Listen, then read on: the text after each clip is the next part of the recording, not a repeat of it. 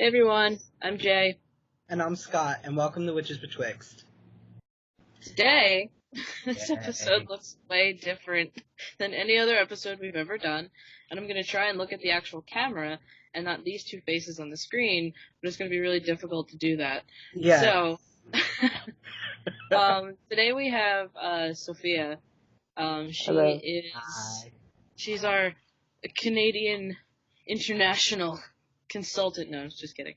She's from Canada, and she's another queer witch, magical practitioner, and we're going to chat with her today about all kinds of things. But mostly, what we're going to be talking about today is the times when magic scared the crap out of us, or the times it became too real or very real. So it's sort of like those shocking moments in magical practice. But before we get into that, we're just going to introduce Sophia a little bit and talk to her and get her background on everything and where she comes from. So, Sophia, you have the floor. Hello, welcome. I'm a little bit nervous because I also listen to this podcast, but I'll do a short introduction on myself. I've been studying magic for most of my life, since like my teenage years. It was kind of like similar to one of those, my parents were Catholic, queer rebellion. Fuck you, Mom, I'm gonna study witchcraft and become a lesbian, I think was the quote that y'all used, and Yeah. that completely applies to me. Got into started studying it early adult life, got into chaos magic and more modern occultism because had a lot of trouble getting into traditional witchcraft groups and found people more willing to talk shop about how magic works in more modern spaces. And most of my practice has been solitary. I haven't done any coven work, which I very much are looking to get into. Recently we took up the craft after a 2-year period of figuring my stuff out and coming out as a trans woman and my entire life falling apart and putting myself back together. So yeah, I'm here just doing my stuff, and it's a pleasure to be here. So kind of one of my first questions, and I don't know if you have any other questions, Scott, but basically, so my first question for you is what was your first inclination that you were different in terms of, I'm going from the queer angle right now, so when did you become a gay or a queer? What was your gay birthing moment? Or whatever you want to call it. So what was that moment for you? I'm trying to remember the phrase that my human sexuality professor called it. I think it was your sexual debut, although I mean he was talking about sex in particular, but I still like that about sexuality as well. But anyway, I just like asking people when they became a gay, because people are like, what? When did you become a gay? It's right around the time that the gay fairy snuck up to me and cracked me over the head with a club and said, "You're gay now," and flew off. Yeah, so when was that for you? What was sort of your queer origin story? My queer origin story, let's see. Hated Catholicism, felt like I was a girl all the time. Came out in early 20s. No, not early, it was mid-20s. It was 25. And I don't know, I spent a lot of time being repressed and living in a conservative small town. Moved to a big city to get away from it and actually come out. I've worked carpentry for 8 years, and I don't know. It's been a long journey, and I could probably talk a whole hour plus about it, so I'll keep that one succinct. But yeah, I don't know. I feel like I've always been kind of different and queer, and I always kind of identify with the outsider is something I've been called a lot in magic spaces, and I've also been socially an outsider a lot, so that's kind of an archetype I identify with. Even with my queer identity, I'm kind of an outsider within the community, and I have trouble finding social spaces, but it is what it is. Okay. Now, what about your magical origins? What did you start with? Where was your starting point? My starting point was trying to do telekinesis in my school field on a stick with other kids after a friend told me about it. And we were all sitting around trying to move this damn stick with our minds, and none of us could get it right. Scott has this, like, knowing smile on his face, like you were there. And then I later on found out I was the only kid who didn't think it was make-believe. I was the only one who was actually trying to move the damn stick with my mind. And from there, got into psionics was the first thing I studied. My mom caught me, though, and she was, Roman Catholic, so she lost her shit and threatened to send me to, like, psychiatrists and stuff, so I had to, like, quit for a while, and then I picked it back up in my teen years. Yeah. Started again with tarot, and then moved into modern not mainstream, kind of like counter-mainstream occultism. I'm trying not to drop names of any groups that I've worked with. That's fine. That's fine. Yeah. So where are you at now? Like, in your... So where are you at now in your comfort as a queer person, and where are you at now in your comfort level as a witch, and what you're doing with your practice? Like, where's your life at right now? That's a great question. My life right now is in the middle of my Saturn return for anybody who's an astrology buff. I just turned 29, and there's like a whole bunch of planets that went from retrograde to direct on my birthday. So I had a big shift from there, and it's like, get back into witchcraft, stop running from your shit, sort it out, and actually like approach my craft properly. Because I do this thing where sometimes it gets too real and I run away for a little bit because it's scary shit. And then I realize I have nothing to run from, and I just come back to it. And every time I do that, I feel like I've learned something. And right now, I'm getting more practical with my craft. I kind of skipped a lot of foundational practices with, meditating daily or doing specific types of energy working. And I went straight to like breaking down the theory of why magic works the way it does, and what are the what's the mechanism that makes it work, and like very meta magic discussion or hermetic philosophies. And now I'm getting into like traditional witchcraft because I like the fact that it's like centered in living in physical reality, which is something that's jived really strong with me.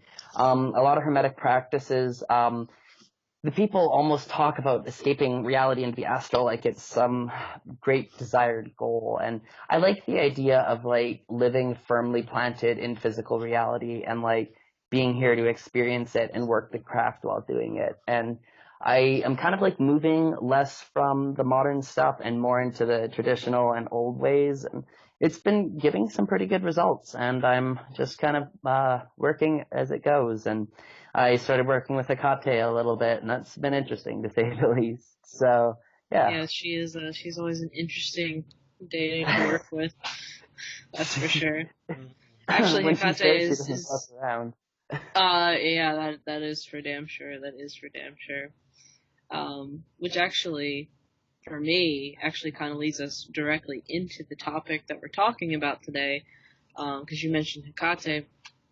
And for me, that was one of my first experiences that really spooked me.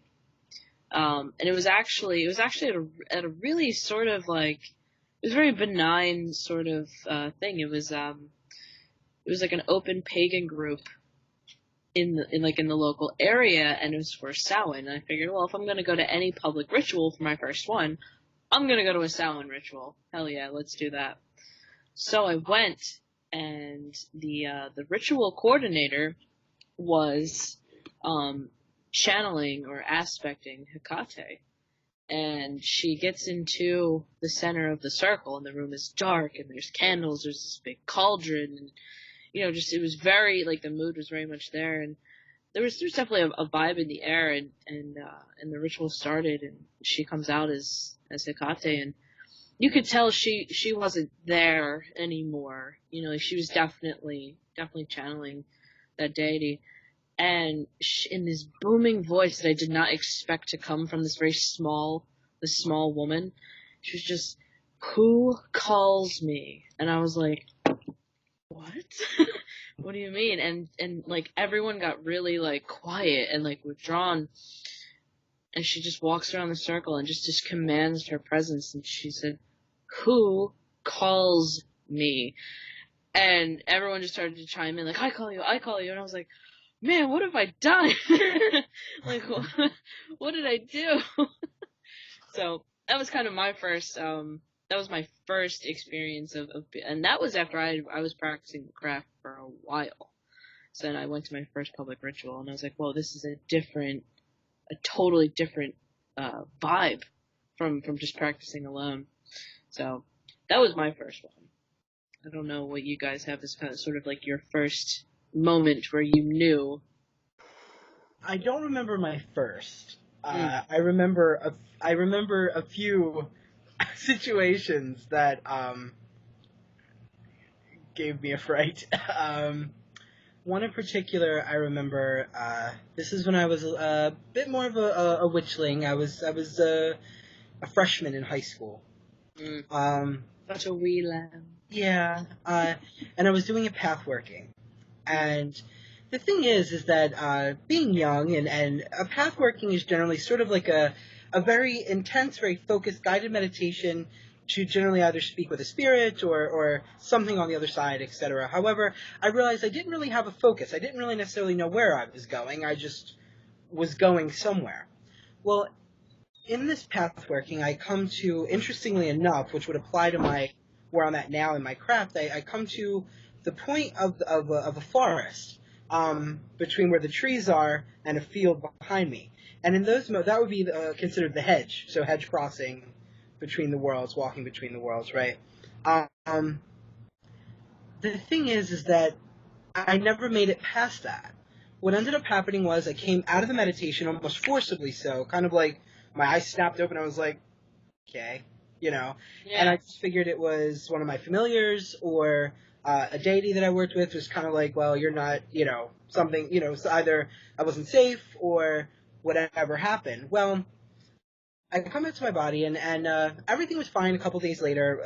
For a couple days, everything was fine. And all of a sudden, I started having these very intense sex dreams. But the thing is, this time, I did know I was gay. I just wasn't out yet. And I wasn't like wrestling with it. I had a very supportive school. One of the teachers in my school, he was the dance teacher. He was a very, very feminine queer man and very proud of himself, and he was beautiful and amazing. And the thing is that it was a woman. It was a woman figure that was assaulting me in these dreams. Well, at first it didn't feel like assault. It felt romantic, but I knew that didn't make sense. So you can imagine on an emotional level for a young queer person trying to come out, and I'm like, I don't like women. Like, that doesn't, Yeah, so it's like, why am I having this particular dream experience? Right. Yeah. So that did affect me in a really weird, like, I was already questioning enough, than to have this entity, which at first I didn't recognize as an entity, mind you. It started becoming clear to me that something was wrong when suddenly it became violent. It felt like assault. It felt like I was getting pummeled, and I would see this long-haired, feminine-looking entity. I couldn't see a face. It was always like red, but like shadow. So like I could just see the hair hanging over my face, and it felt like she was beating me and pummeling me, and I would toss and I would turn in my sleep, and I there was a couple times where I woke up with like marks on my arm, not necessarily hand marks, but like scratches. And at this time, I was frequenting a popular occult and hoodoo supply store here in Philadelphia. It was called Harry's Occult Shop. Back in its heyday, it was pretty popular. And one of my friends, kind of a mentor, wouldn't call him a teacher. We didn't have like formal whatever. But I went there, and let me backtrack because something else is happening other than the dreams. In just before I had went there, before I realized something was wrong and went there to seek help, I would pass by strollers, women with strollers. And this happened about 4 times throughout my day. So from going to high school and coming home for a couple of days in between these dreams, the strollers would start rolling towards me.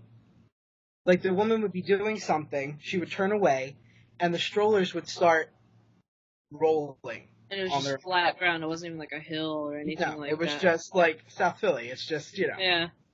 Yeah. And it would they all just started, and I caught them every time, and I would catch them. But the thing is, like, I know it sounds weird, but, like, and I think you both would agree, when you're a witch, you start to realize patterns. Yes, 100%. Right? So when things like that start happening, like, once, twice, okay, that's just weird.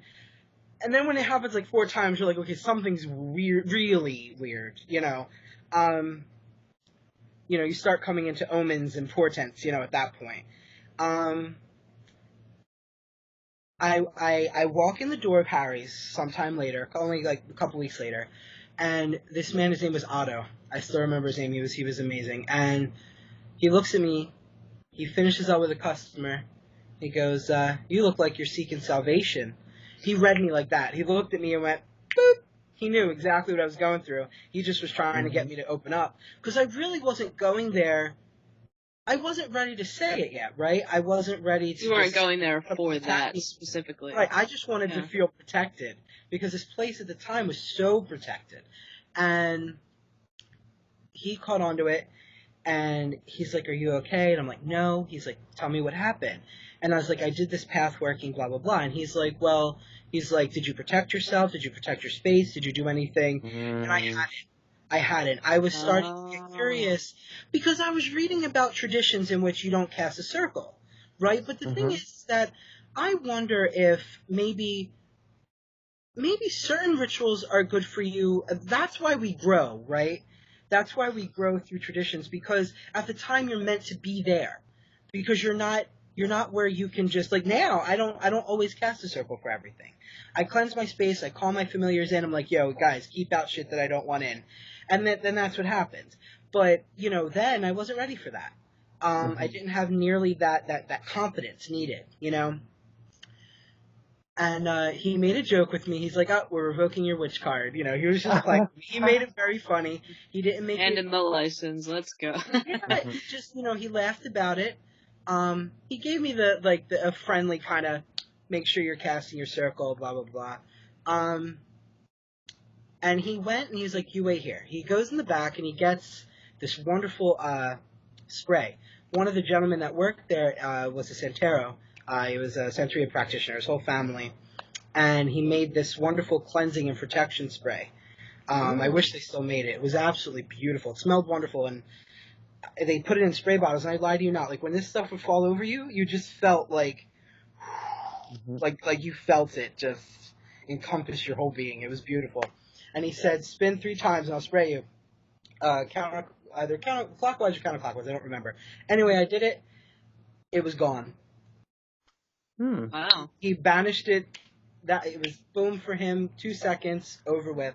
But I think, you know, being young and it having been this kind of spiritual, sexual assault, you know, and coming from a feminine entity, it really kind of, excuse my French, but it really fucked with me a lot. So that was probably one of my more scarier experiences. Yeah, absolutely. Okay. I mean, especially, now, do you know why maybe it went to this realm of sexual assault? Like, do you have any idea as to why it manifested in that way? Well, it's funny because, you know, using my experience of the spirit world, now, I see the spirit world as a mirror of our own. Yeah. It's kind of it's us but backwards. There are just as many spirits and kinds of spirits as there are people and personalities. And it's the same thing there. And when I went to the edge of the forest, that symbolic representation of, you know, in the middle, I was already halfway there, right? Because in my traditions, we go in. I always go in. I never did the whole go out thing. Never worked for me. But I think it was something that was straggling between the veil, you know? Something that was kind of caught there. To latch onto. And then when I came back, I brought it back out with me. That makes sense. Interesting. That was that makes a lot of sense. Mm-hmm. Yeah. Like preying, like waiting for prey to come. Right. Like very predatorial. Yeah. Oh, that would definitely make sense. So what about you, Sophia? What sort of scary experience? I've had several, but I'm going to lead into one specifically because it ties into what Scott was just talking about with crossing the astral without protection. When I was a kid, this was like early practice, just after I was finding out about psionics. One of my friends that I was talking to for it mentioned astral projection. And me being young, I somehow managed to do it the first night that I attempted it. I didn't have a method. I just laid down thinking about it. And sure enough, the experience where I lifted out of my body. And me being a young Catholic child, I asked to see heaven, and I saw my exact image of what heaven was, which was just the image my mind had. And that kind of broke my ties with the Catholic faith a little bit. And I asked to see hell, and I just saw people outside treating each other very poorly, and I realized that like hell is a way that we live our lives on earth. And that was very powerful when I was a kid. But shortly after that, stuff started happening. I would like kind of see these shadow entities sometimes in a little bit of my peripheral. And when I fell asleep, a lot of the time I would start experiencing sleep paralysis. And I'd have these things like come up to me and like hold me down. And I know that sleep paralysis can be a very common experience for a lot of practitioners when they're young. And I think what Scott says made perfect sense because I didn't experience them until after my first astral projection. And if I didn't know a thing about protection or any of that, so of course I would have brought something back with me or got the attention of something that would have latched on to me.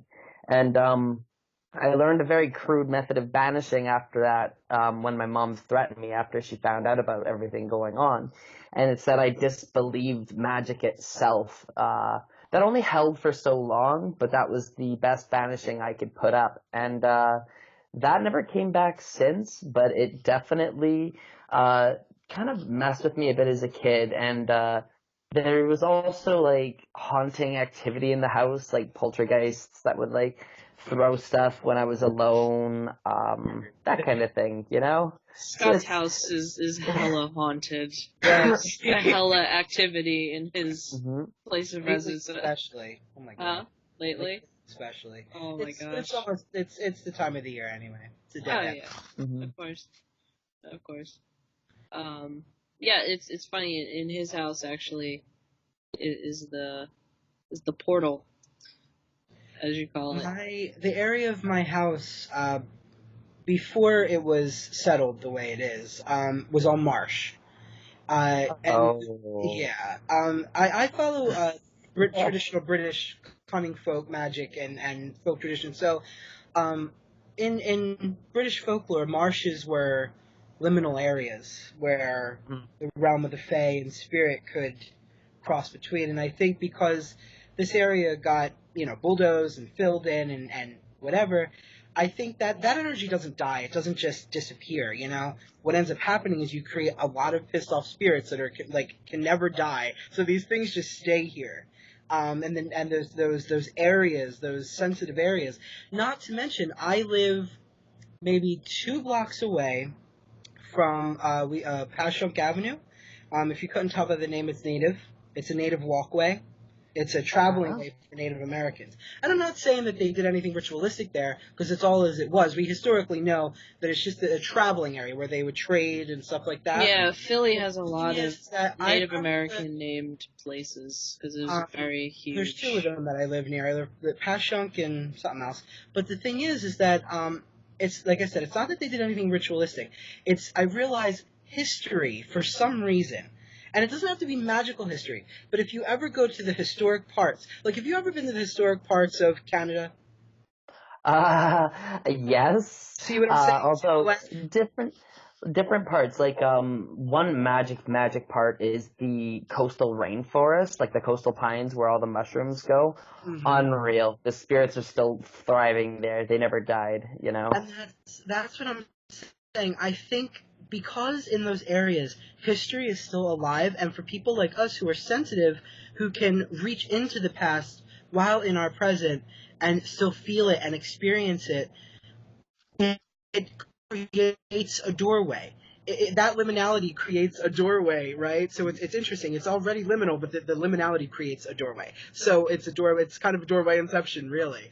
It's just making it easier, even easier, which is why so many times spirits that you wouldn't even expect, like even if they're not historically part of your area, are in the historical part of your town.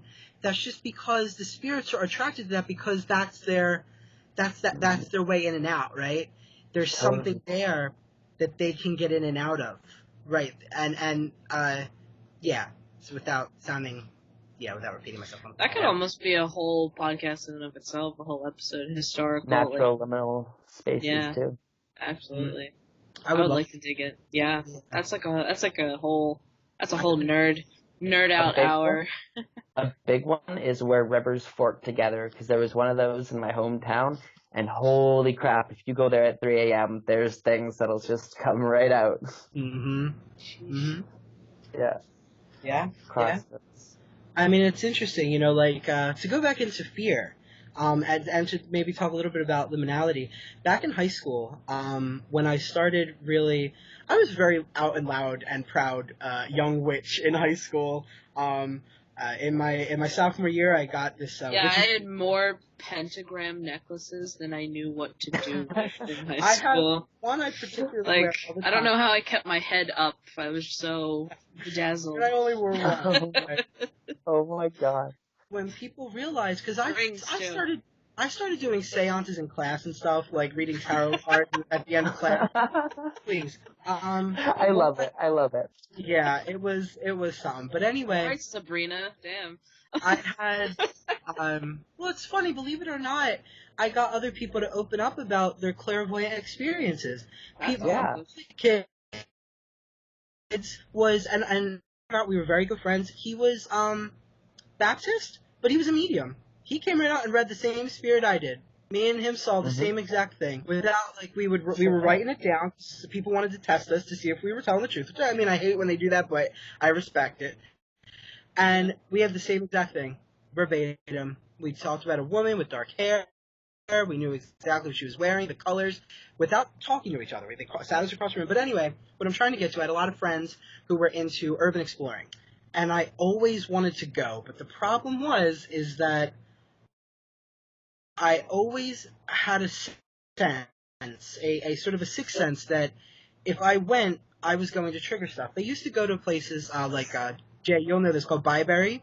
Yeah. Byberry was a mental hospital. Unfortunately, they were closed down due to severe maltreatment of their patients, as were most mental hospitals at the time. But the problem was that I was a young witch and a young clairvoyant. I just wasn't ready for that. I couldn't. When they were by themselves, I know this sounds funny, but their ignorance protected them. They couldn't see it, so they were safe. If I was there, I couldn't keep them safe from what I would trigger. You know what I'm saying? From what would stir up because of me. And I wasn't strong enough to keep them safe. I wasn't strong enough to keep myself safe. So I really never went. But to go on that kind of fear, talk about magic and clairvoyance and psionics and fear. So that's I guess another experience, I suppose. Mm-hmm. And one note I'd like to add to that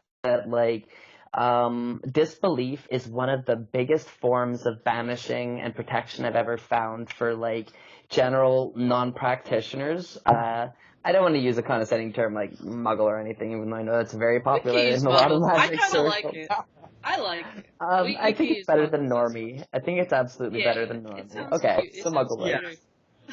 But yeah, a lot of muggles protect themselves by completely disbelieving something, and that's actually a magical technique because there's that old quote. I mean, and there's that old quote. There's no such thing as truth so much as there are convenient lies, And I think that underlies a lot of magical practice that kind of delves into why people can switch systems and have it still work for them. And you kind of question where the source of it comes from, but it all kind of ties together, you know? And on another note, it's interesting how many people have paranormal experiences that they'd love to have someone talk to about it, but a lot of people don't make them feel comfortable enough, or they feel like they'd be ridiculed, so they don't open up about it.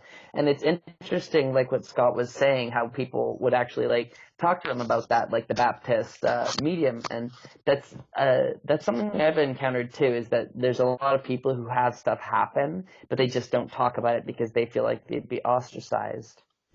You know, a lot of that I find in particular in the pagan and occult communities right now, and I wonder if it's because, you see, there's this trend in the magical community where we're starting to get out of the idea that magic is magic. We're getting out of this idea that you can physically affect the world around you through will and intention. The problem is that that's no longer magic, right? We're coming into a realm of self-help. Now, I'm a psych major. I have no problem with self-help if you're the kind of person that it works for. But the thing is that magic is not just self-help. Magic is also, once again, using will and intention to kind of rewrite the weird, to literally rewrite the world around you in a way that would. I'm back. Okay. To rewrite the world around you, and to manifest your will and intentions, right, and your desires. Let's also say that too. We're afraid to admit that magic is magical a lot in this community lately. It seems not everyone, but which might come back into this idea of fear, because I think a lot of people aren't open. It's like you said. So people trying to use magic as self-help. So.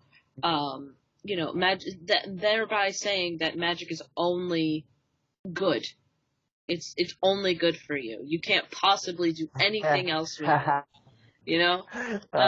By that logic, that's sort of what they're aiming for, and that's not necessarily accurate. It's not accurate. I'm going to say not necessarily. It is not accurate. So yeah, there is almost this, and it's interesting to me that people view magic as self-help, because I think those are the people that realize what magic can actually be used for. So what I'm saying is those people that are really promoting magic as a self-help, I feel like there's two camps of those people. They're actually really powerful sorcerers that want to spread misinformation about magic so that way they can continue to do what they want to do with it. You know, all of the other things that magic is useful for. Or they're just completely ignorant. They have no understanding of what magic actually is. Because I think you really have to understand that magic is a force. So you could do something with the best of intentions and still be scared shitless. And still, have something attached to you. You could do a healing for someone and in turn take on their pain or take on their problem or whatever it is that you're doing. Experience. Yeah, and this also relates. So, another experience I had is I made this protective charm for my partner, and they actually did get into a car accident. And what scared me the most is, what if I hadn't made that? Right. Yeah. What if I didn't do that? What if in that moment where I was like, nah, I'm not going to do it, if I was just lazy or, you know what I mean? What if I didn't do that in that moment? And that is a terrifying thought too, is our inaction as magical practitioners, because we are, because I was a little skeptical because it was early on, and I was like, well, I don't know, are they going to find this odd or strange or weird? I'm handing you a glass vial of cat whiskers with, what are you going to think of me for doing that? And, but I'm glad that I pushed through that, because I was like, fuck it, I don't care, whatever. I mean, if you're gonna be in this with me, you're gonna be in this with me for all my weird bullshit. So, you know what I mean? That's fine. So, but yeah, it really freaked me out about what our inaction can cause as much as our magical actions. And using magic as self-help is almost like you're not doing actions. It's magical inaction, and that is terrifying. to teach people. Yeah, there's a few things I have to say about that. One, I can see how magic can be used very much to help yourself. Absolutely. Because I've used magic to, like, get control over situations that I felt helpless over, and you can absolutely use it as self-help. But holy shit, have I messed up a lot of stuff too, and have I ever caused mistakes? And I think I almost have more mistakes at this point than I have perfect successes, and that's kind of the way it goes. Like, you do something and you don't understand the breadth of the consequence of what you're asking, and then you get it in a completely different way, and you feel upset about it, but it's like you have that responsibility. But, like, at the same time, what you were saying, too, is, like, weight of inaction is something that I kind of struggle with a little bit, because there's a lot I could have really done magic against that I do regret not having done. Like, little things like storms that hurt people, you know, and big things like not casting against Trump, because that was the period of time where I was like, fuck it, I'm going to give magic up, you know. And I feel like, at least for myself, as a queer witch, that I have a responsibility to, like, do something with my craft that I won't regret doing in the future, you know? And, like, it can be hard when you actually think about the fact that your magic actually does cause change. You can fuck stuff up, and you will, and you have, and what's worse, the fact that you're going to mess something up and you're going to have to learn from it, or the fact that you could have changed something you didn't? And that's, I think, a very thought-provoking and also scary question. Mm-hmm. And I mean, I think that's also like a loaded question, that there's so much that we could, I mean, once again, I mean, all these topics really could be unloaded and unpacked for hours, really. Yeah. Very true. But what was I going to say? You know, there's a comedian. I actually really love his comedy. He's funny. He did like an Azkaban from Harry Potter comedy skit. Okay. And he told like this dude, like, because he has tattoos on his face, right? But he's a huge dork, and everybody always thinks he did time. And you know, one time he's talking about being at Walmart, and this guy asked him, where'd you do time? And he said, I did 7 years in Azkaban. I want to start telling people that shit. But anyway, I found out that he had a podcast, and him and his girlfriend practiced magic. So of course I became really interested, right? You always get interested when you find new practitioners. Always. You always kind of want to become their friend, right? It's like when you find another gay person or like another trans person, you're like, hey. Right. Right, Jay? Right? Exactly. Yeah, when we started talking, I was like, hey. I was like, oh, you're a gay trans witch? Me too. Gee. But he started making jokes at people who believed that magic, you know, like that. Put it this way, he thought the idea of putting cat whiskers in a jar was laughable. His magical practice was all about, which I like. I don't get me wrong, magic is totally about self-mastery, and you know, it's about becoming the best you that you're meant to be at the time, right? Or that you can be at the time. But the thing is to make fun of, to kind of ridicule thousands of years of esoteric, metaphysical, and occult wisdom that we have garnered from around the world. I mean, not to be appropriative, but realistically, magic as a whole, the practice of magic is almost, in and of itself, is appropriative, because there are principles that you find from different traditions, from different parts of the world, wisdom, like kind of like the wisdom, not like the mechanics of, but the wisdom of, and how we kind of translated that. Yeah. Well, I always felt like it was always like pulling puzzle pieces from different, because magic itself is so expansive. I don't think there will ever be one tradition, one system, one whatever to fully master it. Yeah, exactly. So we definitely do appropriate, we do pull from other cultures, but we pull what makes sense in our own craft. which I think is fine. Yeah. And I think that happens in different ways too. Like, I don't think it's always necessarily like, an abuse of appropriation or even necessarily an obvious one. But not to get off track, because we are talking about fear today. But, he was just one of those people that reminded me of kind of that little, what we were talking about. Magic as, magic and not just a psycho-spiritual experience. Yeah.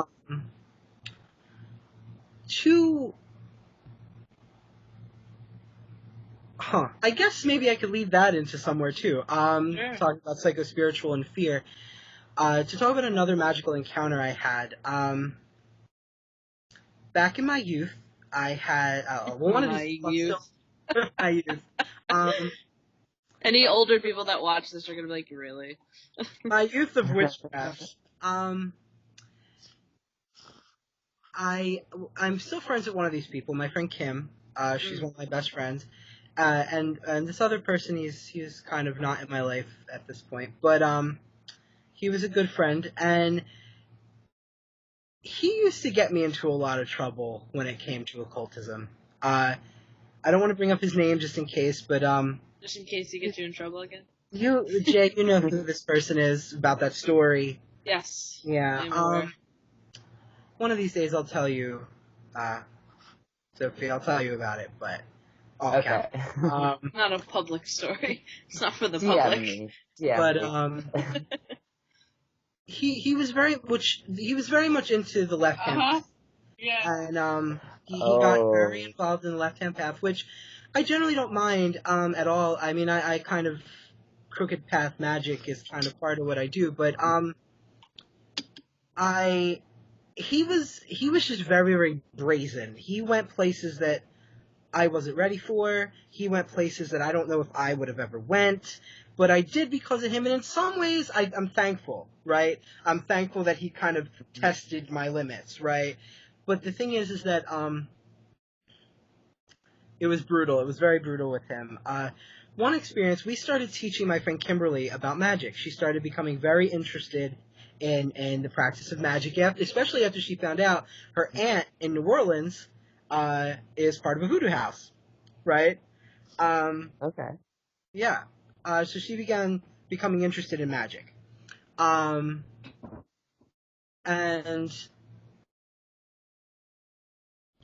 she was I remember she had this mirror, and she was really into scrying and creating sort of evocations and even demonolatry and things like that. Ooh. And she created a portal through the mirror to which she can use it for evocation. And she, after one ritual, she fell asleep. The ritual just exhausted her so much, she conked out. She never closed the mirror, ritualistically. Oh, no. So that Saturday, she did that on I think she said it was like, this was years ago, but I remember I was like, how long has it been like this? And I think she said either Thursday or the night before Friday. And we were going over to sleep over on that Saturday. So I walk in the room first, and I'm like, oh no. Sorry, Mom.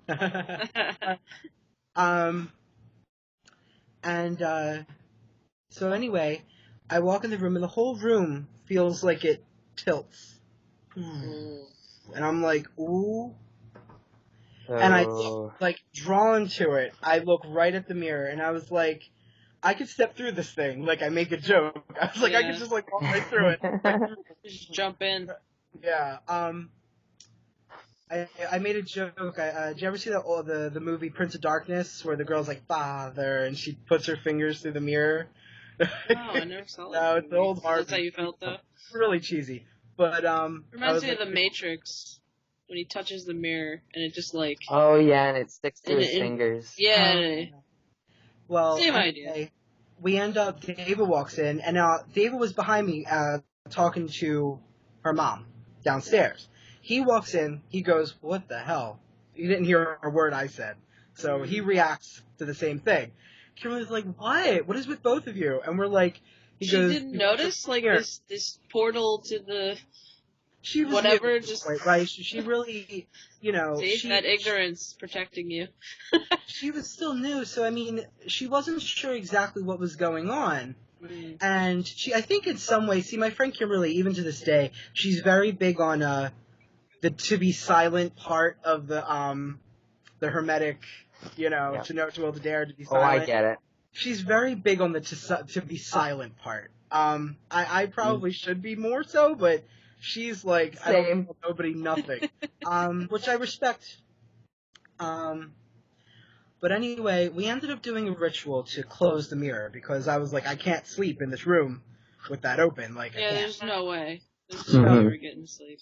David goes and gets a bowl of spring water, and he puts it down, and we start, we all sit, in sort of like a triangular formation, and we begin to I just begin to kind of lend energy to Kimberly, right? Because we're teaching her.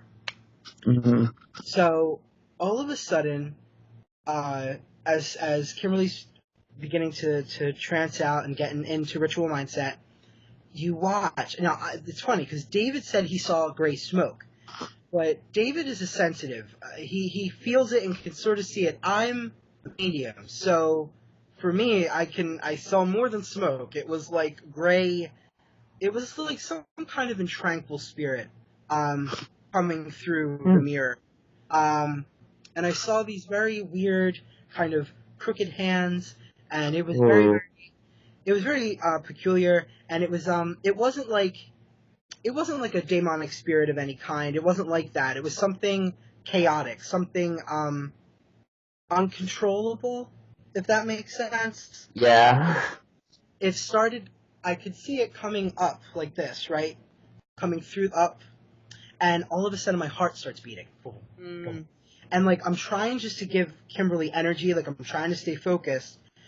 But eventually, this thing's like the second hand, getting a grip, starting to pull. And I'm like, David. And now, This is like a horror story. I'm down there what? But all of this is happening clairvoyantly, right? And David goes like this over the mirror. He goes... And all of a sudden, the whole experience, the energy in the room. Now, keeping in mind, as this thing's coming up out of the mirror, the energy in the room, it's getting colder, and your skin, the hair on your, it's all standing up. There's like a kind of like that ozone, kind of like that weird, how ozone, not just the smell, but ozone, like when electricity, there's like a thickness. Yeah. I know exactly. That crackling weird, like plasma weird in the air, and and that's when I said David, and David went, and it just disappeared. Mm-hmm. So you guys were trying to let her handle it and close it, so you were just there to assist, but you said to him, no, you gotta...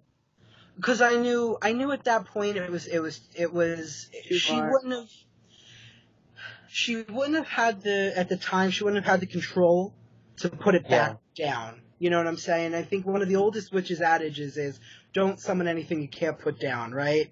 Yeah. And that's just because, I always say to people, my 13-year-old little cousin can summon an entity. Summoning isn't a problem. Entities generally want, some entities want to be summoned. The problem is putting them down, and that's where the training comes in at. That's where you want to call one of us to put things back down. And if they're persistent, sealing the lock. Right. And that's a whole other set of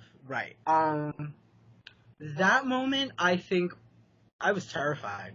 I honest to God was absolutely terrified. I'm not, and another thing too, I'm not versed on versed on evocation. I'm not big on, at least not in a classical sense. Mm-hmm. I don't, I've never done it in a very classical way. I've always I use my familiars to kind of, hey, can you go get this person for me? You know? And then I'll be in sacred space and I kind of do that way. Just because I feel safer doing it that way. Plus, I never could connect to the lofty high magic, although I hate that term. But I hate that term too. Yeah. I just use it because other people know they can get the idea. Totally. But I think the way I do it, I think it sticks to my more animistic and more shamanic approach to magic. Yeah. So without, I can relate to that because I've been thinking about this recently, and I do invocation more than evocation, whereas like evocation's calling it forth and trying to get it to have a physical form. When I invoke it, I like bring it into myself and like perceive it in the world around me and have that subtle conversation. And it's kind of like, sounds like what you're describing, and I feel more protected and balanced in that space than like disrespectfully calling something out and demanding it show up in front of me and then having to deal with some pissed off whatever in front of me. I feel better invoking versus evoking. But I also am not someone who has issues with getting possessed, but I've hung out with people who did, and this leads into a good story of mine. I used to do these evocations with the certain god forms that I work with. One of which represents like shamanic death and rebirth, and it's a doozy. The sigil itself works in the way to scatter and destroy something and then recombine it afterwards, and it's also kind of like follows the process leading up to initiation in a lot of magical arts. Because the system I worked was a modern creation of the cycle of initiation, and this is a step in that process. But anyways, I was invoking with this giant talisman. I had made the thing. It was like a painted rock with a sigil over it, and it was red. And I was holding it with a friend, and I was pressing this. I'll use God form because it's closer to a God form archetype. I was pressuring it to do something to help my goals with magic and humanity. And my friend, when I was pressuring this spirit, saying stuff to it, my friend just like twitched his head all weirdly with his eyes closed and like twisted a little bit, and then just like gave me a response of, "The people that you want, they shall be freed." And I'm like, "What do you?" Opens up his eyes, completely sober, and looks at me. He's like, "What do you mean? What am I saying to you? I didn't say anything." I'm like, "No, shut up. You most definitely said something to me." And he was just like legit confused. He's like, "I didn't say a word. Are you okay?" So like I freaked out because the spirit spoke to me through him. So the next day I'm like, "No, fuck this. I'm getting rid of the stone. This is too real. I've never had anybody possessed directly in front of me." And I make a big mistake with getting rid of the stone. One of the ways to evoke this being, its incense, is marijuana smoke, right? And oh boy, do I like to smoke me some marijuana, especially back in those days. And I took my friend with me, a different friend, because this guy has never been possessed, and I know he's going to be okay if I have to get rid of this stone. And we drive way out into the middle of nowhere, up a mountain by a quarry at the lake nearby the city I live in. And we walk up to this spot, and on the way, we like see a boulder tumble down the mountain, and we're like, "What was that?" And he's like, "I don't know, but it's weird. Spooks me a little bit." So we sat down with the rock next to us that I was going to get rid of, and we started smoking. And I heard this thing moving up behind us, and I asked him what it was, and he said it's probably just a squirrel. But I noticed that in between the gaps of us talking and listening, it would stop when we were listening and only move when we were talking. And I know that's what a mountain lion does. So we get up right quick, and I grab my weapon, which was a short kukri, and he had a hammer, and we started moving. And I didn't see it at that point, and he swore to me that he saw it like dart off afterwards. So we start getting out of there, and I'm like, this spirit is associated with cats, and a mountain lion is a giant cat, and incense is its smoke. What am I doing? And it's like, while I'm getting rid of the talisman for this thing, so like I'm panicking, and there's literally a cougar behind us. And those of you who like live in small rural regions sometimes know that deer will come into cities where it's safer to live by people because they know we're not going to hunt them, and sometimes predators out in the wilds can get a little risky. I've never seen a like wolf try and do anything, but I've definitely seen some cougars do some sketchy shit. And this thing followed us out of the woods for about 1.5 kilometers. I've never been more scared in my life. there was a part where like the pathway bended and it tried to get up closer to us because there was a shorter line of sight, and I could like see the grass parting, but I could like just see the top of its back, and like, holy crap. And the only reason nothing happened with us is because neither of us were so scared that we ran away, because we had been taught if you deal with a mountain lion, never run away, it kicks in the predator instincts and they'll chase you down and pounce on you. So if one of us had run, one of us would have died. But because we kept our composure and we got back to the car, we made it out safe and like had the closest death experience with wildlife I've ever had in my life. And I, to this day, don't fuck with that spirit. We have mutual respect, but it was kind of one of these things of, okay, if you're getting rid of my talisman, I'm going to make you pay for it, and let's test you and see how you do. And fuck. Wow. Yeah. Holy shit. Yeah. See, that's just like, that's super real. I mean, that's not even just like, oh, I was in a shamanic trance and a cougar tried to kill me. It was like, no, like a cougar actually tried to kill me in my physical body.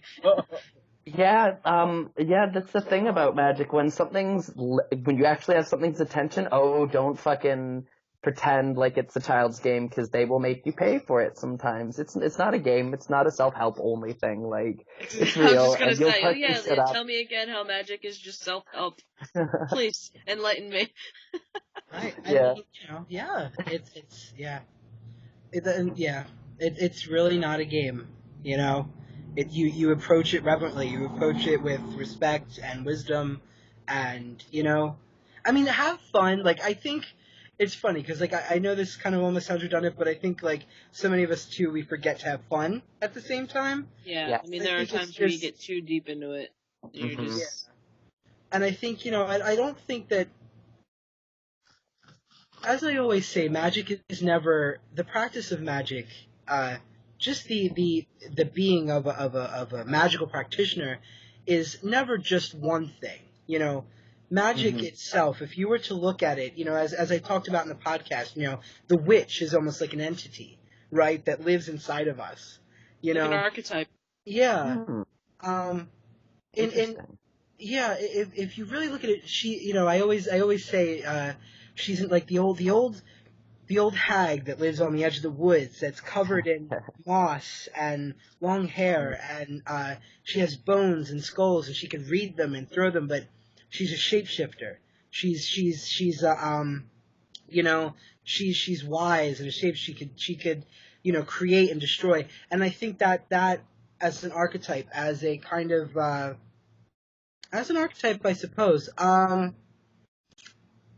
That is the nature of the witch, right? We're wise and we're playful. We're free and we're, you know, bound by certain universal laws, you know, or rules.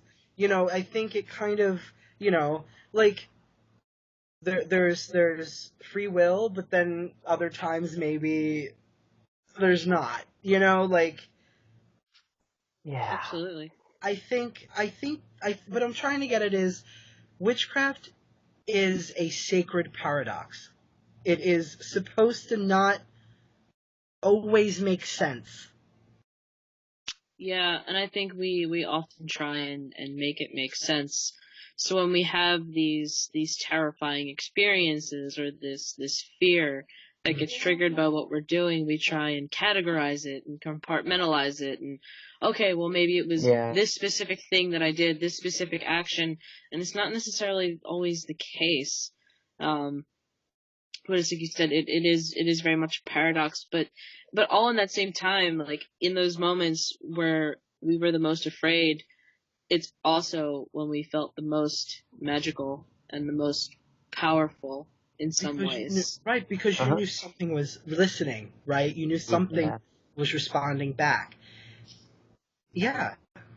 It's almost like it's like being a daredevil. It's like I understand daredevils, you know what I mean? I'm like, cause, like you watch, like, why would that guy like drive a motorcycle through a hoop of fire? That makes no goddamn sense. But then you're like, all right, well, that was kind of cool, and like that really freaky thing happened to me, and I was really scared. So like, but I felt really cool about it, so I would do it again. I really in a different way. I really think there's something to be said that this conversation about fear and magic went into what is magic. And I think that there's something really to mull over and ponder. Oh my god. That's like my favorite topic right there is what is magic. That's like my bread and butter is getting into the like root mechanic of it and studying it of what makes it work, how it doesn't, what happens when it goes wrong, having like really good discussions about that. I could probably have an 8-hour discussion on that if someone were to supply me with enough probably wine and smoke, and we could sit down and just talk and drink. That would be great. I would love that. And I love talking about the philosophy of magic. Mm-hmm. But yeah, I'm trying to think if I have any other like stories, ones that I'm comfortable with sharing. I have, I guess, more ghost stories that would apply more to me. I mean, but I guess it once again really depends on if you see like a witch as someone who is psychic innately,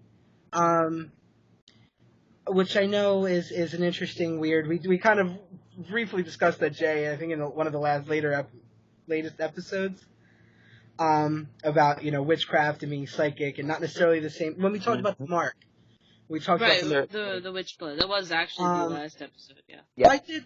I do real quick. If I could just make an amendment on that, just a little bit. Sure. While I don't think being a witch means you have to be psychic, but I think that every magical practitioner should work on their psychic mind. Yeah, absolutely. Yeah. Does that make sense? Okay. You kind of said that in that episode, anyway. Okay, I forget if maybe not that exact, but I'm a little, one of those nervous people. I don't really ever say. Sometimes we just beat around the bush and really miss the point, and until the next episode, and we're like, well, that's what I was trying to say, of course. Yeah. I think the last story really comes into my mediumship, growing up, seeing the dead, was really about when my mother worked right down the hall from a morgue in a lab. My mom's a phlebotomist, so she works around blood, and she's been a phlebotomist for over 35 years. And it's a historic hospital. That's no longer a hospital now. It's storage, medical storage. And it was right down the hall. And after school, I would go to do my homework on the computer in an office right across the way from the morgue. And a very normal thing for a young witch. I'm not very afraid of dead bodies at all. Death doesn't scare me per se. I mean, like, I don't want to die right now, but like, I'm not scared of death. Does that make sense? Yeah. That makes sense. Anyway, I was just doing my homework and watching anime. More watching anime than watching homework. Than doing homework. But, we see through your disguise. But one day I was sitting there and I just hear a loud bang. I wait. From the morgue? I didn't know where it was coming from. I would be like, so nope. Bang. Bye. I don't know. I stopped. Nothing. So that bang, that kind of bang, stop me, listen, repeat, happened a couple of times. And finally I get curious. So I go and I turn to look towards the opposite way of the morgue. So the door is behind me. And I look down the hallway thinking it's like a cart or something. They wheel carts and stuff. The custodial staff and stuff like that, especially the time I was there. It was evening. So the custodians are cleaning up for the next shift. Mm-hmm. I hear it again from behind me, and I jump and I turn around. Well, I watch as the morgue door just closes. It was like a heavy wooden swing door. And I'm like, and I start going up to it, I'm like, hello? And the thing is, at this point, the thing you shouldn't be in the horror movie. That's you. You mean the girl that falls? Oh no! Yeah, like the like preppy chick, like, oh my god, I died. The thing is that I started getting that feeling that you get that when there's a spirit there, that charged feeling in the atmosphere. Like even the human dead have that same energy, and this was a human spirit, just an inconsiderably powerful human spirit. Yeah. And I started the chills and the hair on the stand, the hair standing on end. And as I started walking up to the morgue door, bam! The door swings open, and there is a foot, a human foot, not like a shoe, but like a human foot. And when I say a human foot, I mean it's discolored. It's the color of a corpse. There's the black and blue that that corpse flesh gets, and I ran for a big boy. I ran so fast back down the hall. You're like an Olympic sprinter at that point. Oh. Now, I had turned on my ankle, unfortunately. I ended up spraining my ankle. Oh, my God. But, like when your adrenaline's going, you couldn't feel it. Well, now the thing is, as I'm running down this hallway, and everyone where are the typical chicken horror movies, though? Because, like, you hurt your ankle. I did. I ended up turning right. The thing is, everybody always talked about feeling followed down this hallway until you got to a certain point. There was a break in the hallway, another hallway bisecting it, right? Yeah. As soon as I got past that, it felt like it stopped, but something was running after me. But it was a spirit. It wasn't like a material, but for a moment it materialized. It was a full materialized apparition. Now, that's not the first full body apparition I've ever seen in my life. I've seen one other, but that was not scary. It was eerie, but not scary. This was terrifying. That, I was in danger. Like, if I would have stayed, it would have hurt me. It would, it had I just enough got power chills just thinking about that. If I didn't have the instinct to run from it, I would have got hurt. It had enough power to throw me around. If it really wanted to, it could have hurt me, or jumped. It could have whooped right in if it wanted to. But I want to ask: is it actually human at that point still? I like to think that willful humans can be willful dead. So I mean, that's a good question. I mean, I wonder. I mean, it was considerably powerful, but it could easily be. Now, my definition of an intranquil spirit is a human spirit that gets. The way hoodoo in the southern folk tradition of hoodoo, intranquil spirits are human spirits that have been not crossed over for too long, and I have interesting opinions of what that means, but and they're very different. One day I'll talk about that, but they're kind of infected. As I said, the spirit world to me is just a mirror of our own. Mm-hmm. We can get sick, so can they. And tranquil spirits to me are spirits that are infected with a more deeper sort of thing, rage, resentment, psychological, emotional harm, emotional infection, right? Yes. That the need to correct an injustice but can't, being stuck in knowing that you have to move somewhere else or be something else, and it's not happening.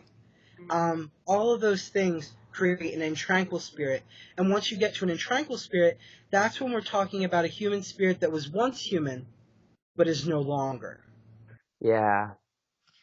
And so that you is think that's that's probably what you were dealing with. Mm-hmm. I mean, and which makes a lot of sense, right? But I think what I was watching was, because I still felt emotions, like it was angry. Mm-hmm. Whatever this person was angry. And now, of course, most of the time when you sense an intranquil spirit, and I've come up to a few of them, although I'm not always necessarily afraid of them, for mostly because I'm behind my words when that happens. Right, you're not just at a morgue. Yeah. But it was almost like I caught him in the process of this dark transition. This kind of strange... Like he was newly coming into it. Because intranquil spirits are more like animals than they are like thinking entities. Oh, like the nefesh layer of the soul. Sorry, Explain. Sorry to interrupt.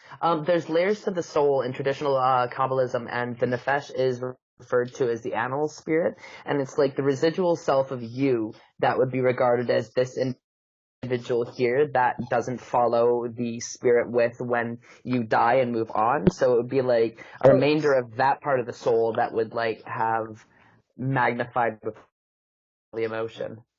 Right. That makes I just didn't know the name, but yeah. So it's the kind of, you know, raging animal of the human spirit. I would honestly say that they're probably some of the most dangerous astral. Me and my friends used to joke and call them astral nasties. But they're the most appropriate dangerous. Name. Some of the most dangerous. Yeah. Just because they're incredibly powerful. And like I said, they don't think. They just feed, and they just attach and harm and cause discord and chaos. I always say, you know, like, chaos is kind of, you know, people always are so over concerned with good and evil, right? Mm-hmm. I don't over concern myself with that just because it's part of nature. It's part of the cycle. It's part of the order of nature. Totally. And I'm very nature heavy in my practice. But chaos, on the other hand, chaos is unruly. Although there's order to balance it, but that's probably where I kind of get into a little bit more of a moral thing, right? Is that chaotic energy that just when chaos is just allowed to, you know, let loose. Mm-hmm. That's when it becomes dangerous, at least in my philosophies.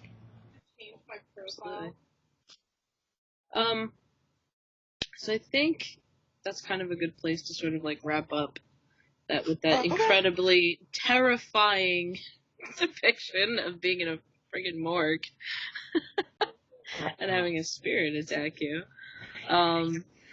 So yeah, I like we could probably do like 3 million episodes on incredibly terrifying experiences.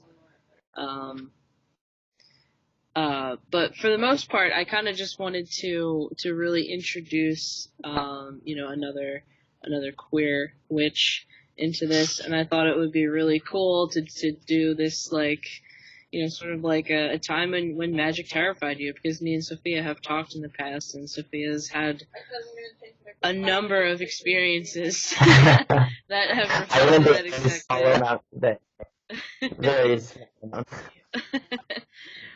so the perfect time of year too to address and that too, and I thought it would be like a really cool idea. So if you guys like this kind of format, we would like to do this again, bring Sophia into some of these conversations. I would love that. Yes. We gotta talk a lot more. Yes. I wish that all of us had better internet connections, which would be even better, but you know, we're broke, so whatever. It is what it is. So yeah, I just hope you guys like this format, because we would like to continue to do it more. Maybe we'll do that. Maybe we'll do this again for episode 12, since this is still within the Halloween, Samhain sort of time period. We could do maybe like ghost stories next time. Or supernatural, paranormal experiences, which you both are grinning like cackling witches that you are. So I think episode 12 is going to be paranormal experiences and ghost stories, so stay tuned for that. As always, we are on all sorts of social medias. We have the Twitter, we have the Instagram, we have the Facebook. I'm actually going to make a Tumblr. I'm going to do that, so we're going to be in the part of the Witch Blur community. I'm going to start having a presence there. You can listen to us on Spotify and Google Play Music. I've been lazy and also busy, so I haven't looked into iTunes yet, but most of our listeners are on Spotify, so I think that's been working well. And of course, there's always YouTube. And we have a Reddit. We have a subreddit community, which is run by my partner.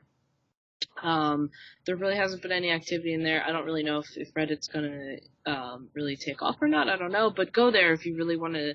If you're looking for one place that you can really chat with us and start conversations and topics about all different kinds of things, definitely go there. And I might also we also have Patreon. That's another thing too. We do have a Patreon. We do have a Patreon. We have 3 tiers for the Patreons. Definitely check that out. And we don't do the typical YouTube bullshit of like, comment, and subscribe, because we know you'll do that if you like it. So there you go. So we will see you guys in the next episode. We're going to be talking about ghost stories and all kinds of more spooky stuff. So stay tuned until next time, and we'll see you later. Bye. Bye. Hello everyone, Scott here. I have been reading tarot for over 10 years. I am an intuitive reader, and through my readings I try to give guidance to aid my clients in navigating their lives. To schedule a reading with me, you can find me on Facebook at WytchWyse, Seer, and Witch. You can also find me over on Instagram and Tumblr with the handle WytchWyse, spelled WYTCHWYSE. You can find links to all of my social media in the show notes. I hope to hear from you.